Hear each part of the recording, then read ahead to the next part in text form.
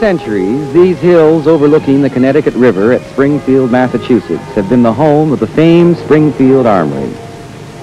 The arsenal was deactivated by the Department of Defense in April 1968. During its long and colorful life, the Springfield Armory turned out more than 9 million firearms of every purpose and description.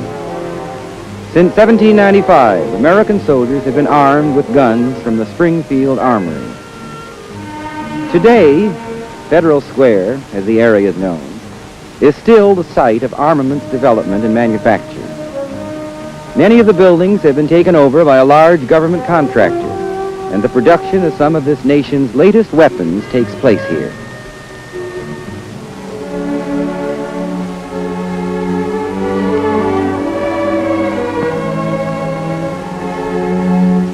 Some of the buildings of this National Historical Landmark have been given over to the Springfield Technical Community College.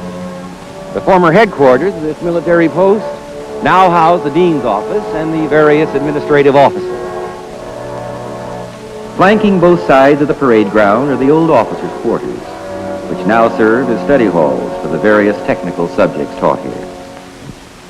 Well, the ground on which I am walking is rich in the history of our country. General George Washington founded this great arsenal in 1777 and later visited it during the time he was president. Well, Franklin D. Roosevelt was another of our presidents who came here. The list of famous military leaders who trod this green is endless. The beloved poet Henry Wadsworth Longfellow, after a visit, composed a special poem about the arsenal. That building was the main arsenal. In 1871, the commanding officer, Colonel J.G. Benton, officially created an ordnance museum, and today it occupies all of the building. It is called the Springfield Armory Museum and contains more than 11,000 firearms and other weapons gathered from every corner of the globe. It is one of the largest collections of military arms in the world. Thanks to Colonel Benton, who lived in that imposing home over there, we will be able to see some of the guns which played such a vital role in the history of our country. Like the thousands who come here to find out about the development of our military weapons over the years, let us too see the guns at Springfield.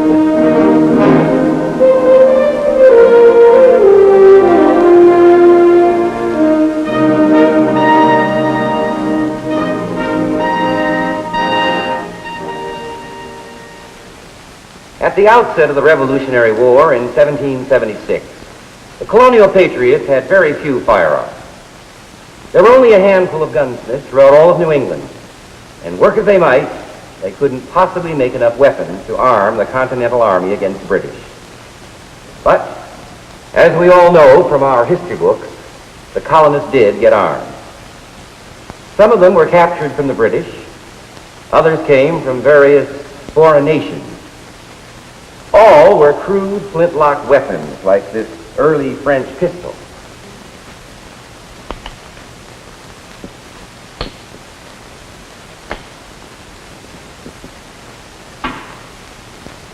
The story of firearms development in America is a fascinating saga of our Army's history. One of the nation's foremost authorities on this subject is with us today. I'd like to introduce him to you. Tom Wallace, Director of the Springfield Armory Museum. Well, Tom, I'm delighted you could be with us to help explain some of the interesting background on the guns here at the Armory Museum. Well, I'm not sure you needed me today, Russell. From what I've seen, you're really up on the history of small arms. For instance, you were talking about all of those imported European weapons that our forefathers used. I have one here. This is the French Charleville flintlock musket. Thousands of these were imported into the colonies from France between 1776 and 1781. Certainly seems well made, even after all these years. Did our soldiers like these guns? Yes, these are the finest military weapons of the period. The hammer had a piece of flint clamped in it, and the spark to ignite the gunpowder was created when the flint struck an iron plate. To load, the soldier had to ram a powder and ball charge down into the barrel from the muzzle end of the musket. He had a ramrod which was carried in the gun stock for that purpose. Then, a priming charge of powder was poured into the pan alongside the chamber. When this primer was ignited by the flint spark, it entered a small touch hole and set off the main charge.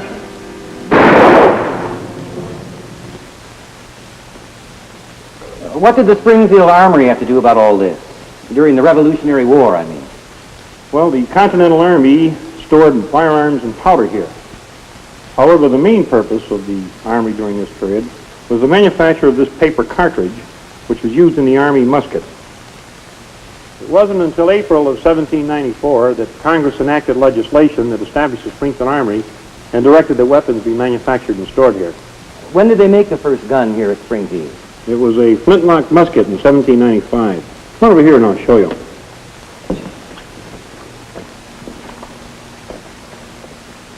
Russ, this is the first official U.S. Army weapon, patterned after the French Charleville musket that we were just looking at.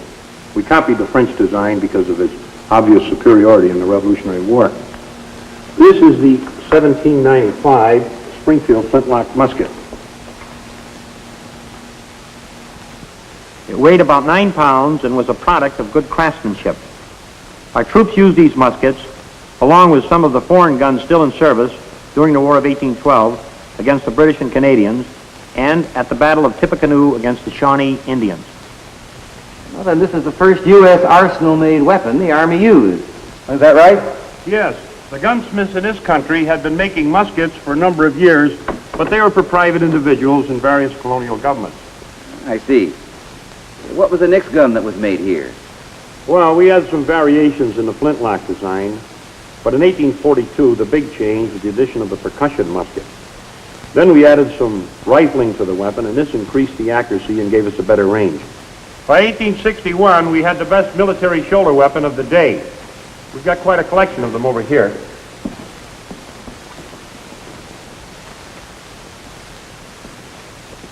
Incidentally, it was a display of this type which inspired Henry Wadsworth Longfellow to write the poem, The Arsenal at Springfield.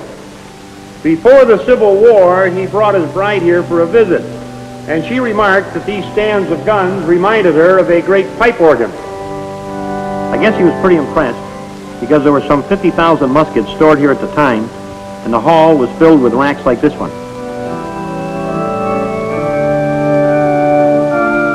If you've never read the poem, here's the first stanza. This is the arsenal. From floor to ceiling, like a huge organ, rise the burnished arms. But from their silent pipes, no anthem pealing startles the villages with strange alarms. Henry Wadsworth Longfellow, 1843.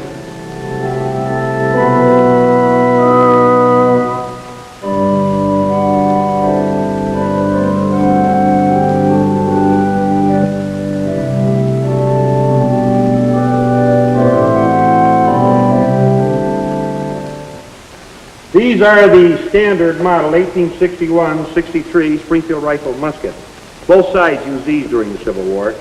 Thousands of these were captured by the Confederates from the Union forces at the early stages of the Civil War. What makes these guns so special? Two things, Russell. First, the firing time was speeded up, and the gun was made more dependable because of this percussion system.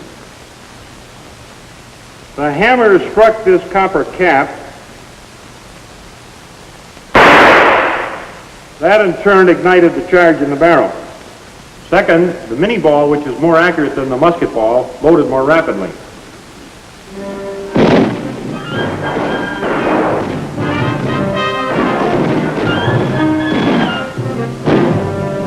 Despite the fact that these rifle muskets still had to be loaded from the muzzle end of the gun, they were a great improvement over the old flintlocks. 80% of all the casualties in the Civil War were caused by this weapon.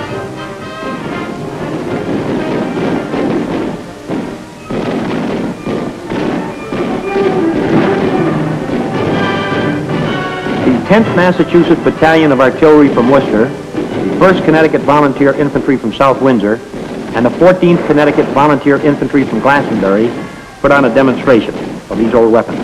Load! Fire! Ready, fire! Fire!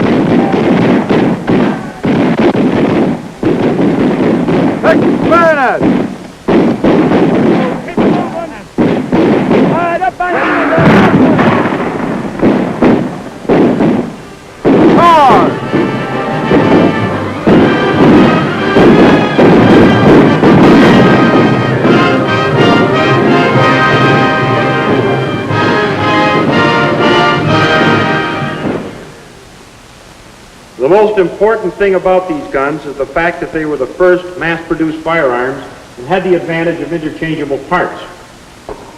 I guess the mass production scheme changed things quite a bit here at the Armory, didn't it, Tom? It sure did. Muskets had been limited in production up to the Civil War. The piecework idea, where each Army employee made one specific part or performed a single function in the manufacturing process, enabled the Armory to put out over 1,000 muskets a day by 1864.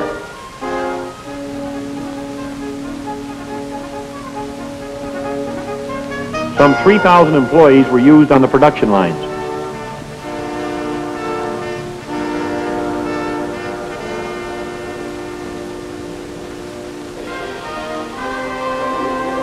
After the Civil War, the U.S. cavalry had a rough time with the Indians of the Western Plains, Tom. What was the gun they used to fight the Indians? Was it the same one we've just seen? No. By 1873, the Springfield Armory was turning out a new breech-loading gun designed by the master armorer, Erskine Allen. Officially, the government called it the U.S. Carbine Model 1873. But to the technicians here and the soldiers who used them, the guns were known as the Trapdoor Springfield. With the increased rate of fire and the long range of this weapon, our troops easily gained superiority over the Indians. This was a major factor in opening the western frontier.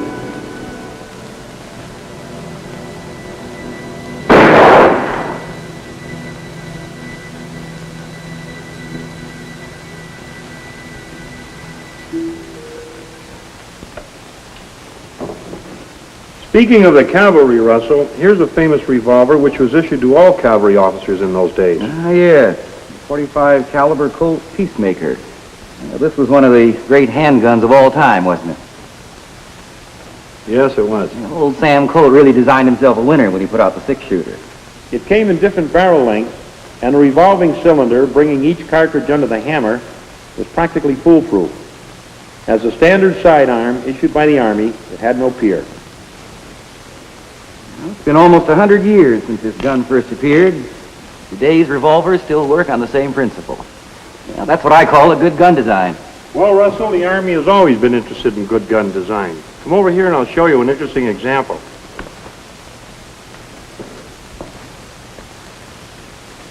In the 1880s, two Norwegians developed this bolt-action magazine rifle.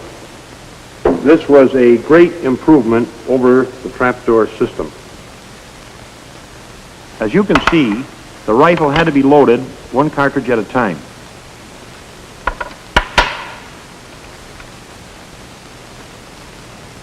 On the other hand, this Norwegian design permitted the loading of several cartridges at one time. And to fire each one, all the soldier had to do was to work this bolt. It ejected the spent cartridge and placed a fresh load into the chamber in one easy motion. In 1892, the Army was impressed with this design and paid the two Norwegian inventors a royalty of $1 per gun to have the Springfield Armory produce the weapon for standard U.S. Army issue. More than 300,000 of these rifles were manufactured here. This was the first time since the Charleville musket that the U.S. Army had adopted a foreign weapon for their military service. Well, if I remember correctly, this was the rifle used by the U.S. Army regulars in the Spanish-American War, wasn't it? That's right. And in the Philippine insurrection and the Box Rebellion. But that brings to mind another great weapon that revolutionized the Army's weapon system. In July of 1898, a new close support weapon was used against the Spanish at Santiago, Cuba. The Gatling gun, invented by a doctor of medicine, James Gatling, gave the American troops superior firepower.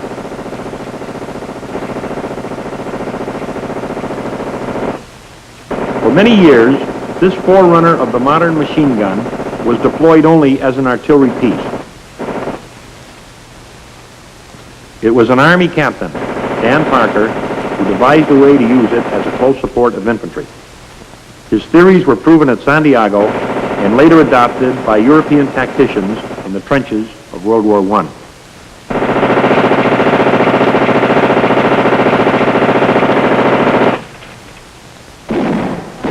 During this same period, While our troops were engaged in the Philippine insurrection, they requested a rapid-firing handgun of heavy caliber in order to stop the human wave charges of the Moros. The fierce Filipino warriors would dope themselves up and charge in a frenzied fury. Our troops needed a large bullet like this to keep the enemy from reaching them. This is the automatic pistol that was developed by John M. Browning. Like the earlier Colt revolver, this is a design which has stood the test of time. Since 1911, the Browning pistol has been the U.S. Army basic sidearm.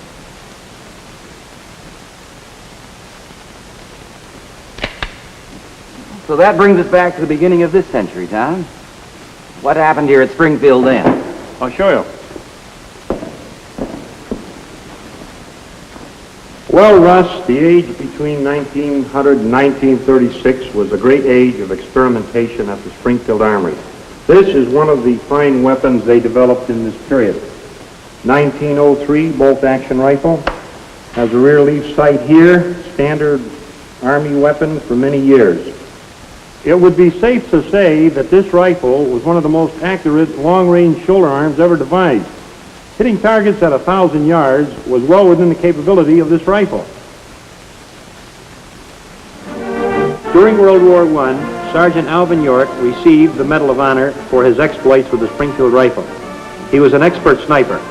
He also captured over 100 of the enemy single-handed, merely by threatening them with his Springfield.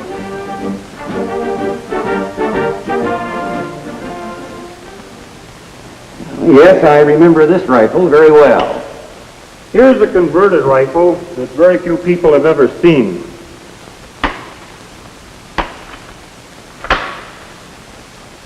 The standard rifle was altered to fit the needs in the front-line trenches of World War I.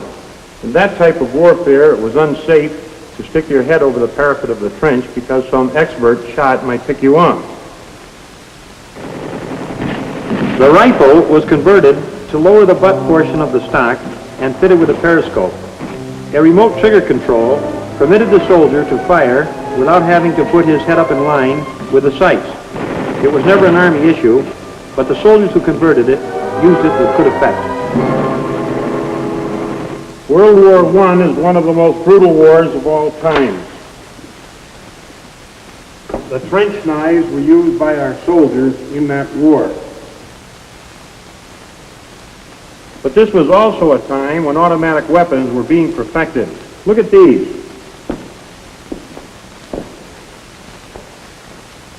This is the Lewis machine gun. It was developed by Colonel Isaac Lewis, a U.S. Army colonel. It was first used as a troop support weapon, but because of its light weight, it was quickly adopted by the Allied air arms. This is the machine gun credited with shooting down the great German Zeppelins over England. However, because of this rotary drum magazine, its firepower was limited. The Browning machine gun, perfected by the same man who gave us the automatic pistol, was water-cooled, relatively light in weight, and its .30 caliber bullets were fed to the firing mechanism by long ammunition belts. More than any other weapon, the machine gun gave rise to armored warfare. Of course, Russell, the Germans were not to be outdone. This is the machine gun they used both in the air and on the ground. It was developed by an American, Hiram Maxim. In the mid-1930s, the world-famous M1 Garand semi-automatic rifle was developed here at the Springfield Armory by one of our engineers, John Garand. His invention was given to the United States government as a gesture of Mr. Garand's great love of country, and he never received any royalties, nor payment of any kind. His superb design gave this nation one of our best individual weapons. During World War II, our soldiers fought their way through Europe and the Pacific with this weapon. General George S. Patton claimed the M1 Garand was the finest weapon ever used by the American Army. Between 1940 and 1945, the Springfield Armory produced more than 4 million of these rifles, thus surpassing the total output of arms for all the years between 1795 and 1940.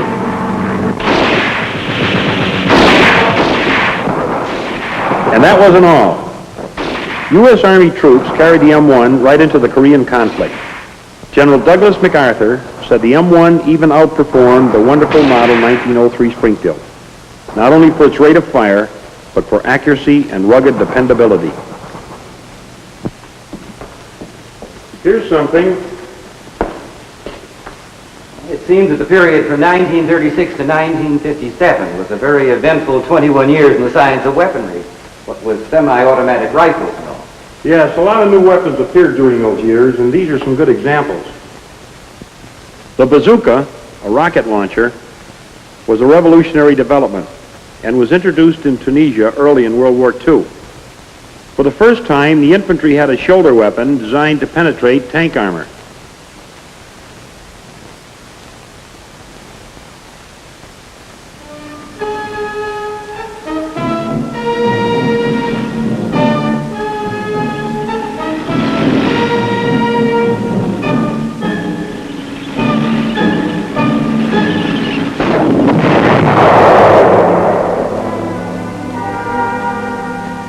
The recoilless rifle here, developed late in World War II, fired artillery shells and yet was light enough to be hand-carried.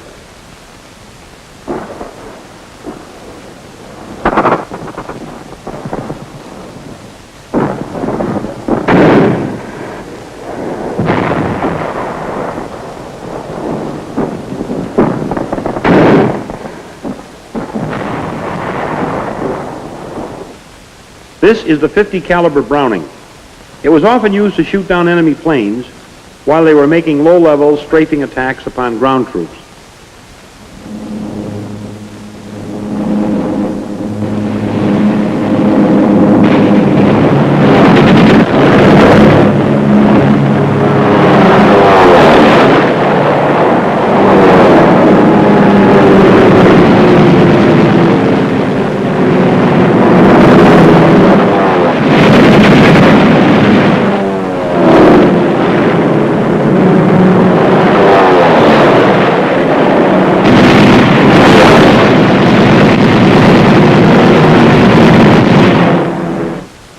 I know the .50 caliber machine guns are being used by the Army today.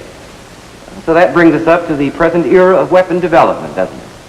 Yes, Russ. Between 1957 and the present time, the automatic arm has reached a high state of perfection. The Springfield Armory played a key role in this development. Soon after the fighting ended in Korea, the M14 automatic rifle became the standard Army shoulder arm, replacing the M1 Garand.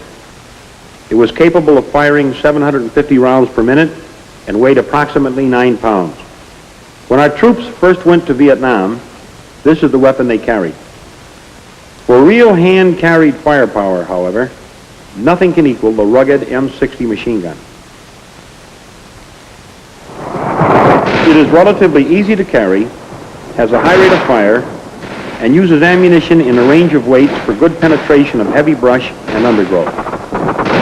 It is one of the Army's most useful weapons.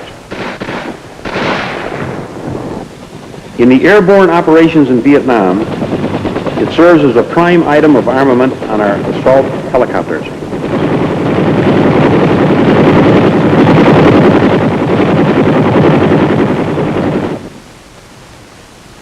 Another special weapon was this M79 grenade launcher.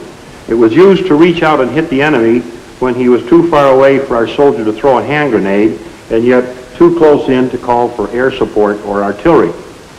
Using big shells, it loads like a shotgun. It's very effective and amazingly accurate.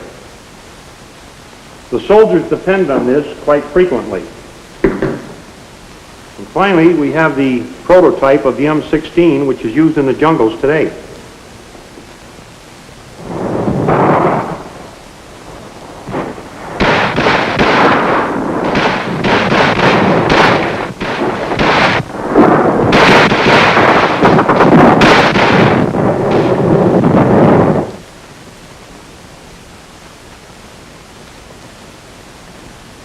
The Springfield Armory is no longer making the nation's military weapons, but with the inventive genius of the weapon developers and the productive capabilities of the armament manufacturers, Newer and more effective small arms are being produced all the time.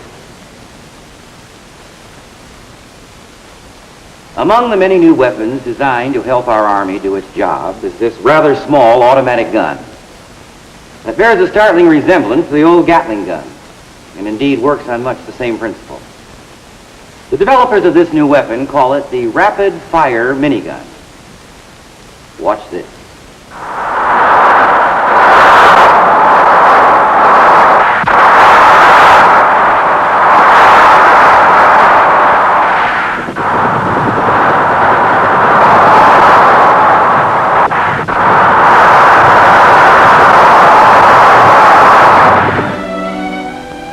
Almost 200 years have passed since the colonial patriots founded this nation through their armed rejection of British rule.